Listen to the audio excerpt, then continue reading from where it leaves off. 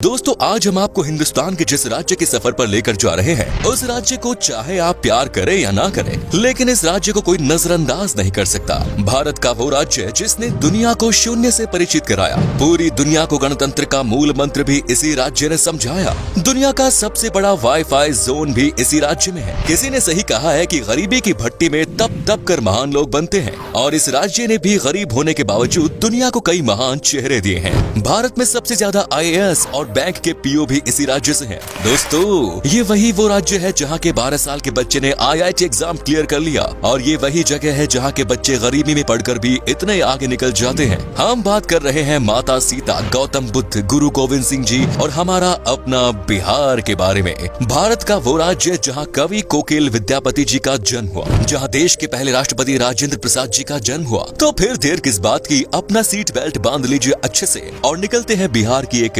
शानदार सफर पर। दोस्तों बिहार वो राज्य है जिसे प्राचीन काल में मगध के नाम से जाना जाता था, और इसकी राजधानी पटना को पाटलिपुत्र के नाम से। बिहार का इतिहास उतना ही पुराना है जितना भारत का। यहाँ मौर्य, गुप्त आदि राजवंशों से लेकर मुगल शासकों ने राज किया है। माना जाता है कि बिहार शब्द की उत्पत्ति बौद्ध विहार के विहार शब्द से हुई, जिसे बाद में बिहार कर दिया गया। बिहार को उत्तर में नेपाल, पूर्व में पश्चिम बंगाल, पश्चिम में उत्तर प्रदेश और दक्षिण में झारखंड ने घिरा हुआ है। 1912 में बंगाल के विभाजन के समय बिहार अस्तित्व में आया। सन 1935 में उड़ीसा और सन 2000 में झारखंड को बिहार से विभाजित कर दिया गया। बिहार वो राज्य है जो भारत के इतिहास में साहित्यिक, ऐतिहासिक, धार्मिक सभी स्तर पर महत्वपूर्ण भूमिका अदा करता है। और आज भी बिहार शिक्षा, संस्कृति और सामाजिक दृष्टि से उतना ही समृद्ध है जितना कि पहले था। आपको जानकर हैरानी होगी, लेकिन ये सच है कि सिर्फ इतिहास के पन्नों पर ही नहीं बल्कि वर्तमान में भी बिहार दुनिया में जगमगा रहा है। बिहार की राजधानी पटना में दुनिया का सबसे बड़ा वाईफाई रेंज जोन है। एक दो नहीं बल्कि पूरे 20 किलोमीटर के दायरे में इंटरनेट की मुफ्त सुविधा का फायदा उठा सकते हैं। दोस्तों देश में उत्तर प्रदेश के बाद सबसे ज्यादा IAS ऑफिसर बिहार की भूमि से ही निकलते हैं। बिहारी लोगों के दिमाग बहुत तेज होते हैं। ये लोग सबसे ज्यादा गणित में तेज होते हैं। यहाँ लोगों का दिमाग बड़े तूफानी से चलता है। हालांकि 1990 के पहले IAS ऑफिसर्स के मामले में बिहार लिस्ट में पहले स्थान पर था, लेकिन इसके बाद से इसमें गिरावट आने लगी। बिहार के युवा का ध्यान अब IT सेक्टर में अधिक लग रहा है, लेकिन पिछले कुछ सालों से दोबारा से बिहारी स्टूडेंट्स में IAS के प्रति रुचि देखी जा रही है। दोस्तों बिहार की डेवलपमेंट रेट आज 14.48% है, जो कि ये साबित करती है कि बिहार देश तेजी से बढ़ने वाले राज्यों में सबसे ऊपर है। बिहार आज शैक्षिक स्तर पर केरला के शैक्षिक स्तर को टक्कर दे रहा है, बल्कि ये कहना भी अनुचित नहीं होगा कि बिहार में लिटरेट लोगों की संख्या केरला के लोगों से ज्यादा है। दोस्तों बिहार में कृषकों की बात करें तो वहाँ कोई किसान इतना मजबूर नहीं होता कि उसे आत्महत्या करनी पड़े। दोस्तों बिहार एक ऐतिहासिक राज्य है। इसके रंग रंग में इतिहास की वो बूंदें छिपी हैं, जो आज भी बिहार की महत्व की सुगंध न सिर्फ देश में बल्कि पूरे दुनिया में पहुंचाती है। इतिहास आज भी बिहार के महत्व की गवाही देता है। इतिहास के पन्नों से बिहार को हटा दिया जाए तो इतिहास का अस्तित्व ही नहीं रह जाएगा। देश के सबसे पुराने हिंदू मंदिर से लेकर बिहार अपने आंचल में और भी कई रोचक तथ्य छिपाए पड़ा है। ऐतिहासिक साक्ष्य को प्रमाण माने तो ईसा से लगभग 6वीं सदी पहले बिहार के वैशाली में ही गणतंत्र की पहली बेल लुकी थी। जब लोगों को गणतंत्र का अर्थ नहीं पता था, तब उस काल में वैशाली में देश की ही नहीं बल्कि दुनिया के पहले गणराज्य की आधारशिला रखी गई। संसद प्रणाली भी वैशाली में मौजूद थी। बिहार वो राज्य है जिसने आजादी के समय भारत छोड़ो आंदोलन में महत्वपूर्ण भूमिका निभाई। दोस्तों शून्य यानी जीरो के बिना गणित का क्या मोल, ये किसी को बताने की जरूरत नहीं है। दुनिया को शून्य देने वाले आर्यभट्ट जी का जन्म भी बिहार में ही हुआ था। शायद यही कारण है कि आज भी बिहार के लोग गणित में माहिर होते हैं, और आज भी गणित में यहाँ के लोगों की कोई बराबरी नहीं। बिहार ही वो जगह है जिसने चाणक्य जैसा इकोनॉमिस्ट, चंद्रगुप्त और अशोका जैसा राजा, बुद्ध और महावीर जैसा धर्म प्रवर्तक, आर्यभट्ट जैसा वैज्ञानिक और शेर शाह जैसा शासक दुनिया को दिया। भारत एक ऐसा देश है जहाँ क्रिकेट किसी धर्म से कम नहीं, और MS धोनी का नाम इस धर्म के सबसे पॉपुलर पन्नों में से एक। MS धोनी का जन्म रांची में हुआ था, जो कि पहले बिहार का हिस्सा हुआ करता था। धोनी को लोग आज भारत के सबसे सफल क्रिकेट कप्तान और महान खिलाड़ी के रूप में देखते हैं। सिखों के 10वें गुरु गुरु गोविंद सिंह का जन्म भी बिहार में ही हुआ, और सिखों का पवित्र स्थान हरमिंदर तख्त पटना में है। आपको बता दें कि दुनिया का सबसे पुरानी यूनिवर्सिटी नालंदा यूनिवर्सिटी और तक्षशिला यूनिवर्सिटी भी बिहार में ही है। यहाँ पहले विदेशों से भी लोग पढ़ाई करने आया करते थे। दोस्तों माता सीता की जन्मभूमि भी एक समय में बिहार में ही थी, जो आजकल नेपाल का हिस्सा हो गया। आपको बता दूं कि जनकपुर में ही माता सीता पैदा हुई, और तब ये बिहार हुआ करता था जहाँ पर भगवान राम जी आए थे। दोस्तों बिहार के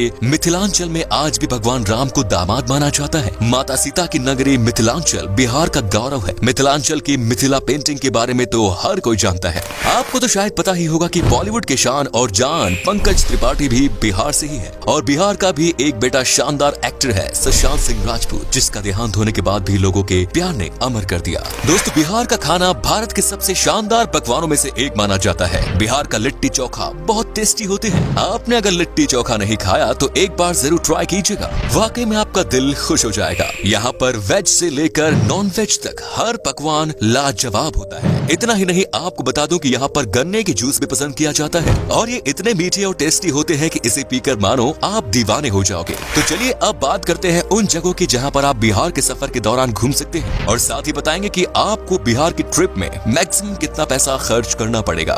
नंबर 1 इज बोध गया। दोस्तों बिहार में घूमने वाली जगहों में शामिल बोध गया एक प्रमुख आकर्षित पर्यटन स्थल है जो कि बौद्ध धर्म से संबंधित अनुयायियों के लिए विशेष महत्व रखता है। बोध गया एक तीर्थ स्थल के रूप में भी जाना जाता है और ये वो स्थान है जहाँ बोधि वृक्ष के नीचे गौतम बुद्ध को ज्ञान की प्राप्ति हुई। यहाँ मन को एक अद्भुत शांति मिलती है, इसीलिए यहाँ साल भर देश विदेशी पर्यटकों की भीड़ बनी रहती है। बोध गया को यूनेस्को वर्ल्ड हेरिटेज साइट्स की सूची में भी शामिल किया गया है। Next is Patna. बिहार राज्य में गंगा नदी के दक्षिणी छोर पर स्थित पटना पर्यटन स्थल बिहार की राजधानी है और पटना को एक ऐतिहासिक और आकर्षित पर्यटन स्थल के रूप में जाना जाता है। पटना शहर धार्मिक दृष्टि महत्व के साथ साथ आध्यात्मिक महत्व भी रखता है। बिहार के पटना को सिखों, जैन, हिंदू और बौद्ध धर्मों के तीर्थ स्थलों का प्रवेश द्वार भी माना जाता है। उत्तर भारत के सबसे बड़े शहर के रूप में विख्यात पटना तारामंडल, हाईकोर्ट, पटना साहिब गुरुद्वारा, पादरी की हवेली और सचिवालय भवन जैसे आकर्षण से भरा हुआ है। Next is Madhubani. बिहार का आकर्षित शहर मधुबानी एक प्राचीन शहर है जो कि मधुबानी कला और संस्कृति के लिए जाना जाता है। मधुबानी शहर का उल्लेख रामायण काल में होने की पुष्टि की गई है। मधुबनी शहर अपनी शानदार चित्रकारी के लिए जाना जाता है। आपकी जानकारी के लिए बता दें कि सीतामढ़ी और सुपौल मधुबनी के प्रमुख व्यापारी क्षेत्र के रूप में जाने जाते हैं। Next is Nalanda. बिहार के तीर्थ स्थलों में शामिल नालंदा बिहार की ऐतिहासिक जगह है। नालंदा प्राचीन काल की सबसे पॉपुलर तीर्थ स्थल है जो कि संस्कृति, आध्यात्मिकता, इतिहास, वास्तुकला और पर्यटन का जीता जागता उदाहरण है। नालंदा यूनिवर्सिटी यहाँ का प्रमुख आकर्षण है।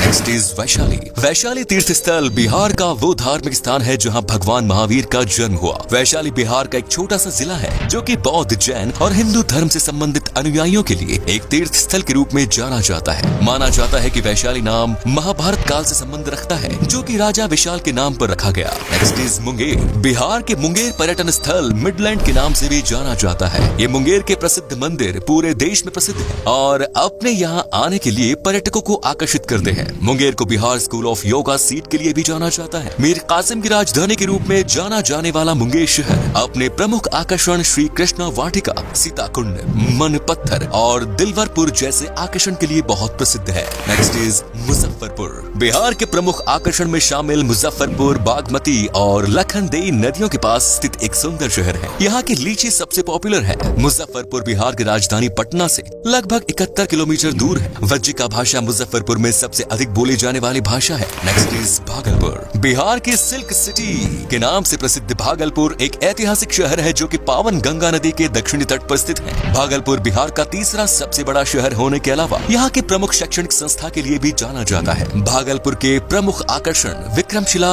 गंगेटिक डॉल्फिन सेंचुरी है जो कि पर्यटकों को अपनी ओर आकर्षित करता है। बिहार का भागलपुर अपने रेशम के उपयोग के लिए पहचाना जाता है। Next is Pawapuri. बिहार के धार्मिक स्थलों में शामिल पावपुरी नालंदा जिले में स्थित है और जैनियों के लिए किसी तीर्थ स्थल से कम नहीं। आपको बता दें कि पावपुरी शहर एक समय में मौल महाजनपद की संयुक्त राजधानी के रूप में जाना जाता था। पावपुरी वो धार्मिक स्थान है जहां भगवान महावीर को 500 ईसा पूर्व में दफनाया गया था। पावपुरी घूमने के लिए पर्यटक भारी संख्या में आते हैं जो कि राजधानी पटना से लगभग 83 किलोमीटर की दूरी पर है। पावपुरी दर्शनीय जल मंदिर पर्यटकों के बीच बहुत लोकप्रिय है। Next is Hajipur. बिहार के प्रमुख शहरों में शामिल हाजीपुर भारत के ऐसे प्रसिद्ध स्थानों में शामिल है जो कि अतीत और वर्तमान को वर्षों से अपने आप में समेटे हुए हैं। हाजीपुर में भगवान बुद्ध का समय, इस्लाम और ब्रिटिश काल से जुड़े रोचक तथ्यों के लिए जाना जाता है। हाजीपुर की भूमि पर जैन धर्म के अलावा हिंदू धर्म से संबंधित कई मंदिर स्थित हैं जो कि पर्यटकों की आस्था का केंद्र बने हुए हैं। आपको बता दें कि हाजीपुर में एशिया का सबसे बड़ा ब्रिज भी स्थित है। दोस्तों आप अगर 7 से 8 दिन की ट्रिप पर जा रहे हैं तो लगभग 17 से 18 हजार के आसपास खर्च होगा जो कि काफी सस्ता है और बिहार में बस की बेहतरीन सुविधाएं हैं, जिससे आपको सफर में कोई परेशानी नहीं होगी। तो ये था बिहार। कैसा लगा हमें बताइए कमेंट्स में, और ये भी बताना कि आप कहां से हैं। बिहार और इसके टूरिस्ट प्लेसेस के बारे में अगर आप और जानना चाहते हैं तो कमेंट्स में लिखिए पार्ट 2। उम्मीद है आपको ये एपिसोड पसंद आया होगा। वीडियो को लाइक कीजिएगा और अपने दोस्तों और रिश्तेदारों के साथ शेयर करना ना भूलें।